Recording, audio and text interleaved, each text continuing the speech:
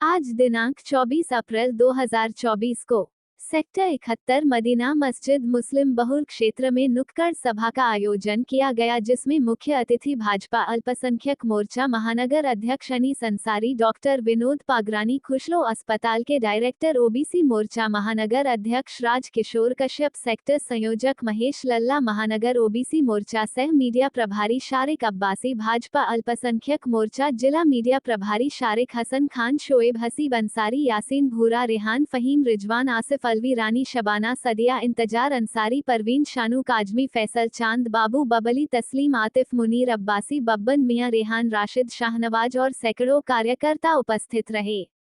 शारिक अब्बासी, सह मीडिया प्रभारी, ओबीसी।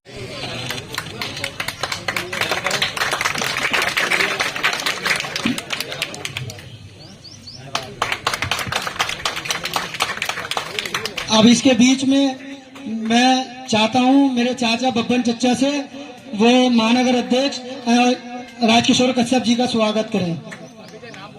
हम लोग आदरणीय मोदी जी का एज अ प्रधानमंत्री हमारे वो हैं और हम उनका राज देख रहे हैं, उनके एक जो सेवा देश की कर रहे हैं वो हम देख रहे हैं। क्या कभी किसी को ऐसा लगा कि हमारे संग भेदभाव हुआ? तो दिल से बताओ। मोदी जी के नाम से लोगों को डराया गया, एक हवा बनाया गया कि नहीं वो आपका बुरा कर देंगे, लेकिन कोई क्या ऐसी कोई योजना हुई हो जो हिंदुओं को मिली हो, मुसलमानों को ना मिली हो? सबको बराबर अधिकार है। मैं तो खुद डॉक्टर हूं, मेरे यहाँ आयुष्मान का इलाज होता है और यकीन मानिए अगर मैं 10 मरीजों का इलाज करता हूं तो 7 उसमें मुसलमान होते हैं, 3 हिंदू होते हैं। इसका मतलब ये नहीं मुसलमानों ज्यादा कार्ड बने, कार्ड सबके बने, एक सिस्टम से बने, जिसको जैसे सिस्टम से मिले वो सबसे मिले, उसका एक आधार तय कर दिया गया। लेकिन किसी भी योजना में चाहे घर मिलना हो, चाहे आयुष्मान कार्ड मिलना हो, चाहे किसान सम्मान निधि हो, कोई भी ऐसी योजना सरकारी किसी धर्म के आधार पर बांट कर नहीं दी गई, किसी कास्ट के आधार बांट कर नहीं दी गई। सबको बराबर सम्मान मिला, बराबर एक अधिकार मिले।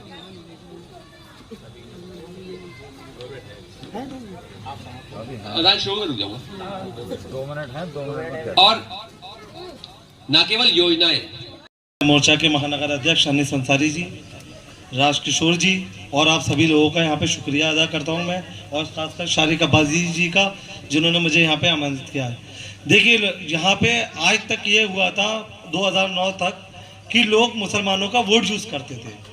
भारतीय जनता पार्टी ने मुसलमानों का वोट लेने का काम नहीं किया, बल्कि मुसलमानों को सेवाएं देने का काम किया। आपने देखा होगा कोई भी योजना मिल रही है, जैसे कि हमारे देश के प्रधानमंत्री आदरणीय नरेंद्र मोदी जी का नारा है सबका साथ, सबका विकास, सबका विश्वास। तो उन्होंने सबका साथ दिया, सबका विकास किया, सबका विश्वास जीता।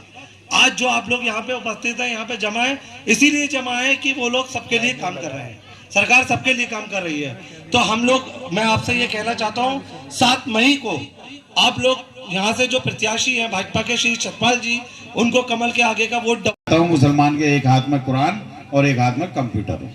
उनका कहने का मतलब था कि मैं चाहता हूं कि मुस्लिम अपनी दीनी तालीम तो हासिल करें, उस तालीम के साथ साथ मुस्लिम समाज दुनियावी तालीम भी हासिल करे। दुनियावी तालीम हासिल करने का सीधा उद्देश्य है कि आप लोग नहीं चाहते कि आपका बेटा, भाई, भतीजा, रिश्तेदार IAS बने, IPS बने, SSP बन के आपके जिले में आए, DM बन के आए, कमिश्नर बने।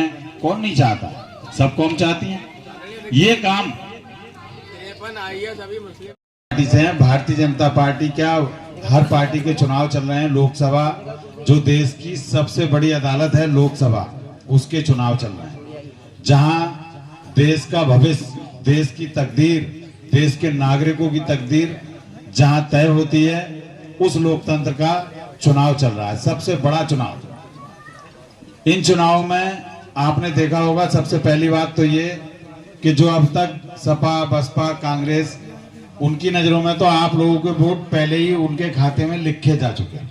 ये जमीनी हकीकत बता रहा हूं मैं आप लोगों को कि आप लोगों के वोट तो उनके अकाउंट में लिख के जा चुके हैं, क्योंकि ठेकेदार इतने हैं सपा, बसपा, कांग्रेस वगैरह वगैरह में कि वही कहते हैं वो, अरे वो पुराना शहर तो अपना है ही, हम यहाँ उधर देखो और इधर देखो, वो देखो।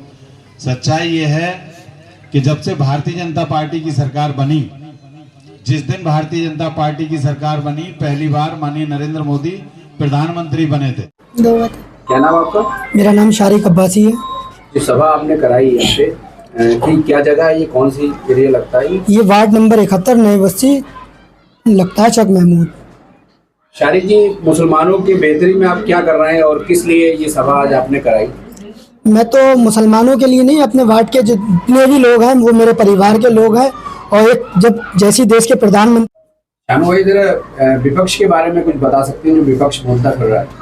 इस वक्त विपक्ष में डर का माहौल है, विपक्ष घबराया हुआ है, करे तो करे क्या, क्योंकि इस वक्त एक ही नारा, एक ही नाम है, मोदी जी, मोदी भाईजान। तो इसलिए जो है ये परेशान है, लोगों को गुमराह कर रहा है, खासकर मुसलमानों को गुमराह करने का काम कर रहा है। लेकिन मुसलमानों ने अब ठान लिया मोदी जी को 400 पार लाना है, और सबका विकास जो मोदी जी का नारा है उस पर हमें भी वोट देके उनको फिर से भारी मतों से विजयी बनाना है। ठीक है, धन्यवाद। हमारे अगर अध्यक्ष जी, सवाल ये है कि विपक्ष आपके ऊपर इल्जाम लगाता है कि अगर मोदी जी फिर से आ गए तो मुसलमानों के लिए संविधान गड़बड़ हो जाएगा। तो ऐसा क्या है कि फिर से अगर मोदी जी की सरकार बन जाएगी तो क्या मुसलमानों का हक खत्म हो जाएगा? देखिए, विपक्ष है, घबराया हुआ विपक्ष है, हताश और निराश विपक्ष है। विपक्ष को ये पता है कि मोदी जी अगर तिबारा आ गए, तीसरी बार आ गए, तो जितने भी घोटालेबाज हैं, जितने भी फर्जीवाड़ा करने वाले हैं, वो जेल के अंदर होंगे, जेल के सीखचों के पीछे होंगे, सभी घोटालेबाज। उनको डर और दहशत मोदी जी की नहीं है, उनको डर और दहशत अपने गुनाहों पे पर्दा डालने की है। वो लोग ये चाह रहे हैं विपक्षी कि मोदी जी किसी तरह से ना आए तो उनके घोटाले और गुनाह जो हैं वो पर्दे में छुपे रहेंगे। लेकिन ऐसा होना नहीं है। मोदी जी तीसरी बार फिर से आ रहे हैं, अब की बार फिर से 400 पार हो रही है। भारतीय जनता पार्टी सबका साथ, सबका विकास, सबका विश्वास और सबका प्रयास की बात करती है, इसलिए भारतीय जनता पार्टी दोबारा फिर आ रही है। उन्होंने ये भी कहा है कि जो गल्ला दे के लोगों को जो है हरामखोर बनाया जा रहा है, जो काम ना करें और नौकरियां दी नहीं जो वादे करे थे। ये खिसियानी बिल्ली खंबा नोचने वाले काम कर रही है। ये खिसिया गए हैं विपक्ष वाले, इनके पास कोई मुद्दा तो है नहीं। उल जलूल किसी को कुछ कहने का काम इनका है। मुझे लगता है इन लोगों को मुंगेरी लाल ज़्यादा याद आते हैं। मुंगेरी लाल के सपने देखना पसंद है विपक्ष को, इसके अलावा कुछ नहीं है। माननीय अखिलेश जी ने भी एक बात कही थी कि वो 400 पार मोदी जो कह रहे हैं, 400 पार है या 400 खत्म है, इस तरीके से उन्हें अखिलेश यादव के लिए ज़्यादा ना कहते हुए सिर्फ इतना ही कहूँगा कि वो अपनी पत्नी डिम्पल यादव की जमानत मतलब हरा चुके हैं। उनको भारतीय जनता पार्टी उन्हें हरा चुकी है डिम्पल यादव को, तो वो किस मुंह से बात कर रहे हैं ये समझ में नहीं आती। उनके पास अपना कहने के लिए तो कुछ है नहीं। उन्हें भी बैसाखियों की ज़रूरत पड़ रही है, जगह जगह गठबंधन करते फिर रहे हैं। गठबंधन के अनुसार उनकी अपनी खुद की ये पता नहीं है कि प्रधानमंत्री को किसे बनाने की नाम लाएंगे, क्या करेंगे। हालांकि शान गुमान कोई चर्चा ऐसा कुछ है नहीं कि इंडी कहीं आ जाए। इंडी का तो कहीं नंबर ही नहीं है।